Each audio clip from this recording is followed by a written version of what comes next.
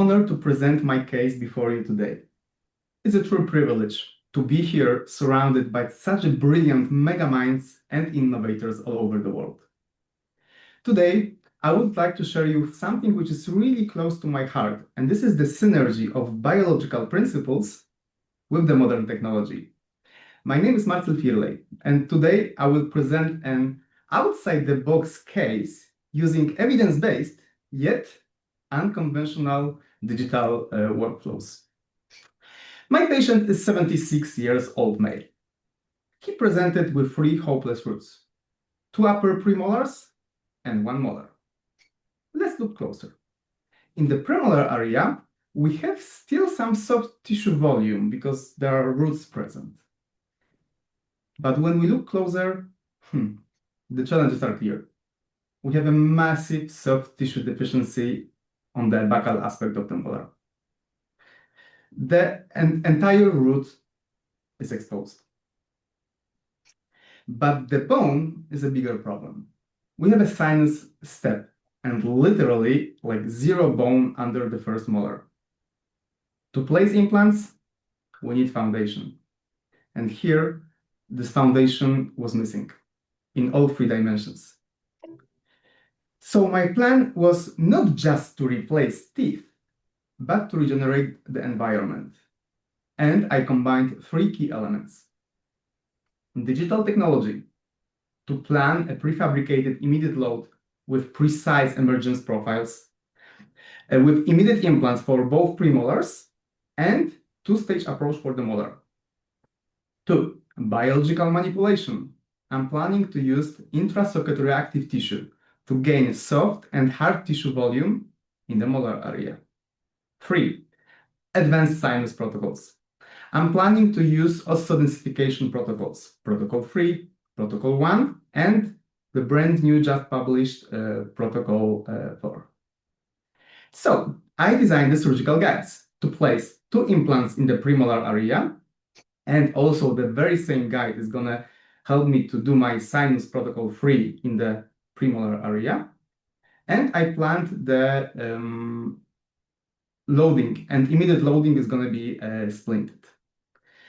So to manage the molar area where there was no bone, I designed a digital cantilever. And this cantilever would act as placeholder to guide bone and soft tissue regeneration for my second stage. Now, please take a look at the last radiograph. We need bone. We need bone for the second molar from the distal side of this implant, but also from the top at the apical area. So we started with the extractions. I tried in my surgical guide. And now please take a look at the molar socket. No bone, no soft tissue, only the granulation tissue. But instead of discarding this intrasocket reactive tissue, I used it. Think of this tissue as a built-in biological seal. It provides stable primary closure even in infected sites. It was a big topic in late 80s, but this is also supported with the literature now. It allows us to work without the need for aggressive flap advancement. By using this tissue, we achieve 3 things. We protect the bone graft, we preserve vestibular depth, and we turn surgical waste into a valuable biological asset for anatomical emergence profile of the molar. So I made the crestal incision on the palatal side, and I pushed this reactive tissue buccally. And this created a chamber. And this chamber is going to hold my graft, and it's going to solve the soft tissue deficiency. Now, for the missing bone, I decided to use osseodensification. Why osseodensification is so safe and effective for the sinus? It comes down to the counterclockwise action of the densifying burrs. That technique simplifies the procedure even in the severely atrophic maxilla. And I documented a few cases in our new protocol with a similar long-term case series study, along with my co-authors, my mentor, Dr. Salah Huwais, the inventor of the osseodensification burst, and Dr. Rodrigo Niva. And this is a brand new article, basically from the last month. So, unlike traditional drilling, the reverse motion keeps the irrigation fluid at the very top of the instrument. And as we engage the sinus floor, the fluid combines with the autogenous bone chips, and this creates the hydraulic wave. And this hydraulic wave initially leaves the Schneiderian membrane, but we don't engage too deep. We engage to the sinus literally from this chamber we created at the very first step. So the first entrance point is basically from the extraction socket of the molar, from the side. And using the burst in reverse, after making initial lift with my hydraulic lift with the autogenous bone and saline, I pushed PRF. Then I pushed allograft, and that helped me to lift the whole structure up. So that's PRF on the top, and that's the allograft as the second part. Now I have a bone. I have a bone between the molar and the premolar. Let's move forward. After gaining the bone with the protocol 4 from the molar axis, I introduced allograft in the extraction socket of my second molar, because there is the place where I need the bone on the very top of the implant. But how can I be sure that I'm gonna not perforate the membrane? So basically, how can I be sure that I'm gonna place my tensile burr exactly in the place where I want? That's the surgical guide. So that's the fully guided sinus lift in the apical area by using osseodensification burst. Simple as that. Then I placed premolar implants. I fill the molar socket. I fill the molar socket with an allograft. That's it. No membrane. And I loaded premolars immediately with my splinted zirconia provisionalization. Please notice, I did not place the molar implant yet. There was simply no bone and no stability. And now please look at the difference. On the top, there is a before, and on the bottom, there is a few days after. We have a new bone volume, new soft tissue, and stable implants. And that's the buccal view 1 week after. 4 months later, please take a look at the tissue. We have a new soft tissue volume on the buccal aspect of the molar and preserved the soft tissue on the premolar area. The reactive tissue, it works. However, after 4 months, in the 76-year-old patient, when there was no bone under the molar is still immature. It's too soft to place an implant yet. I need more time. So I decided to deliver the final zirconia restoration for the premolars, but I kept the cantilever design. Why? Because I don't want to lose this beautiful emergence profile I've created.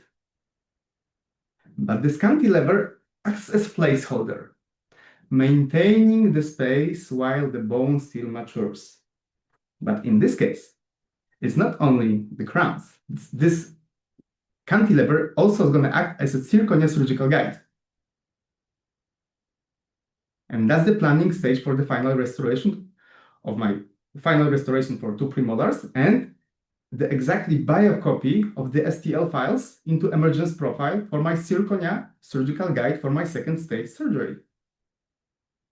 And that's the final restoration placed in place. So I fill up the surgical guide hole with the purple flowable composite because I need to wait a little bit more. And I'm waiting. Another 4 months passed. I overlapped my original digital plan with my new CBCT. So basically, that's the CBCT, the new CBCT I have now, but I overlap my old planning with the old implant position, marked as green, with the place where I want to have an implant. So to be sure that my original surgical guide from 4 months before in the zirconia cantilever is still in the right position. And I use this reverse engineering. The bone was finally ready. There's like 1 millimeter of bone missing on the top of the implant, but that's not the problem in this case because I'm planning to use osseodensification, and this protocol 1 is going to facilitate autogenous bone compaction, autografting, and it's going to push the bone to the top of the implant. So I did not remove the premolar crowns. I simply used the tissue punch from the cantilever side in my 76-year-old patient. So to do it as minimally invasive, this is the second surgery basically. And I used osseodensification protocol 1 to gently lift the sinus floor just a little bit more. That's intraoperative X-ray. And I placed the implant into regenerated bone, purely regenerated bone. And as you see on the first picture, with a perfect stability. Then I placed the titanium temporary tie base. I cemented with the flowable composite, and I closed the access hole also with the flowable composite. This maintained the perfect emergence profile during the integration. 5 months later, the molar implant was integrated. Now I can cut off the cantilever from my final premolar restorations, and I can scan the implant position. Using the very same technique from my previous planning, I can biocopy the bottom of my final crown, final restoration, zirconia restoration, and to copy this shape into final crown restorations with ultra-polished zirconia on the very bottom. And I delivered the final screw-retained restoration for the molar. Here is the result. We started with 0 bone. Today, we have a stable, functional molar implant and beautiful, healthy tissue. What about follow-up? That's 1-year follow-up. Everything was stable and is still stable. We have a very nice bone by using basically allograft and PRF only. And all the implants are within the bone, and that's the 2 years follow-up. Stable bone, stable soft tissue.